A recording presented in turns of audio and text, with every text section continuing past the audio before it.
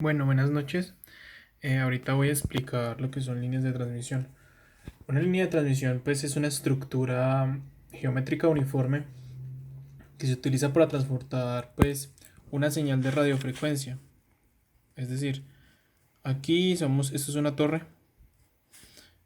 Con las líneas de transmisión lo que hago es poder transferir correctamente la señal desde un punto A hasta un punto B.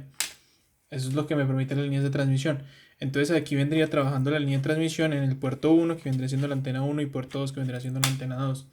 Aquí es donde podemos saber lo siguiente. Si la línea de transmisión es uniforme en toda la longitud y no tiene pérdidas, pues podríamos llamarla que es una línea de transmisión no disipativa. Es decir, que no tiene impurezas en la señal. Entonces el comportamiento estará descrito por un parámetro que se llama impedancia característica, que se representa como un Z sub 0.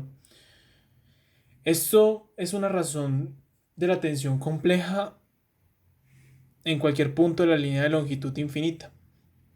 Entonces aquí, ¿qué es lo que pasa? Para la línea de transmisión sin pérdidas, se empieza con una impedancia característica en la línea de un valor real. Entonces los valores típicos vendrían siendo entre 50 y 75 ohmios para el cable coaxial común, que es el cable que todos conocemos, que literalmente es un cable de este tipo,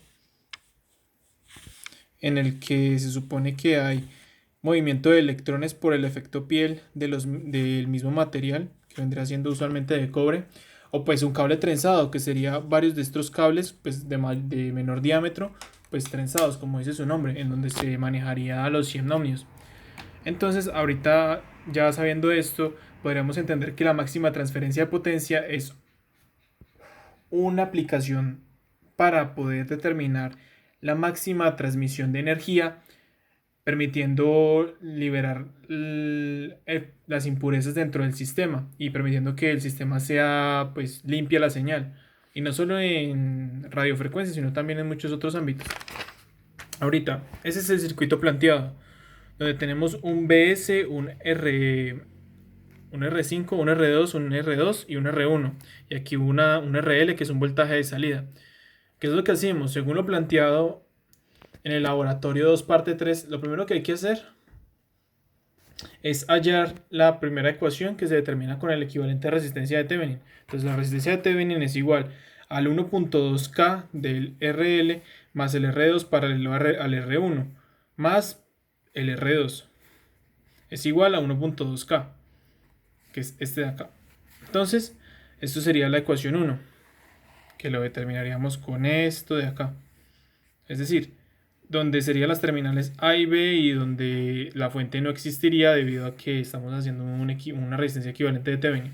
Entonces aquí lo que sigue, el paso siguiente, es el voltaje de Thevenin, que se usaría con un divisor de voltaje. El voltaje de Thevenin es igual a la resistencia 1 sobre la sumatoria de la resistencia que conocemos, 1.2K más R2 más R1 por el B sub S que existe de la fuente. Después sería el voltaje de salida, que sería igual al RL sobre la resistencia equivalente de Thevenin más el RL por el voltaje de Thevenin, que sería un circuito equivalente de Thevenin. Por lo que sabemos que el RL es igual a la resistencia de Thevenin, y esto a su vez, entonces tendríamos que el voltaje de salida es igual a un medio del voltaje de Thevenin. Y como nos establece aquí con continuidad, según lo que aquí se menciona, que dice que para lograr la máxima transferencia de potencia de RL es igual a la resistencia de Thevenin menos la resistencia de salida, que a reemplazarlo en el divisor de voltaje se llega a 2B sub 0. Mire, el voltaje de Thevenin es igual a 2 veces el voltaje de salida.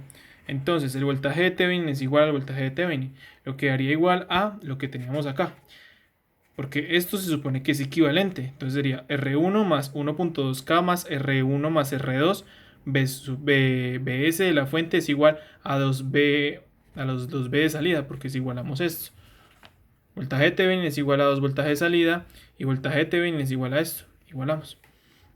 Entonces al igualar nos damos cuenta que se iguala esto, entonces quedaría un décimo es igual, según lo que se plantea en el ejercicio, a B sub, el voltaje de salida sobre el B sub S, y eso sería igual a un medio de R1 sobre R1 más R2 más 1.2K. Este 1 medio viene saliendo de este voltaje de salida, que viene siendo 2 voltajes de salida es igual a BS. Entonces, voltaje de salida sobre BS de espejo, entonces quedaría este 1 medio acá.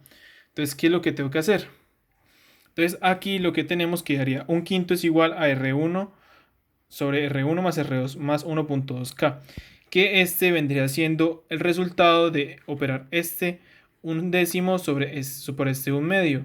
Porque este 2 quedaría aquí multiplicando, entonces esto pasa, esto sería igual a multiplicar esto, entonces el 2 iría con el 10 y quedaría 1/5, igual a toda esta parte de acá.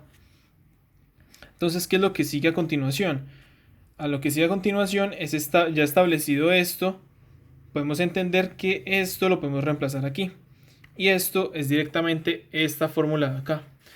Nótese que el 1.2K más R2 es igual a acá, 1.2K más R2 por R1 sobre la sumatoria de todo, más el R2 que se queda intacto es igual a 1.2K. Ahorita lo que se tiende a hacer es despejar el R2. 1.2K más R2 por 1.5 más R2 es igual a 1.2K.